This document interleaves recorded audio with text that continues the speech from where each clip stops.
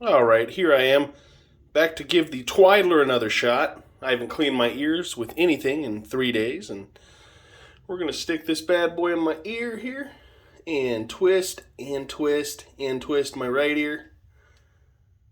Yeah, look, nothing. 3 days, nothing. See, look, nothing. Now, see, I cleaned it, got nothing on the tissue.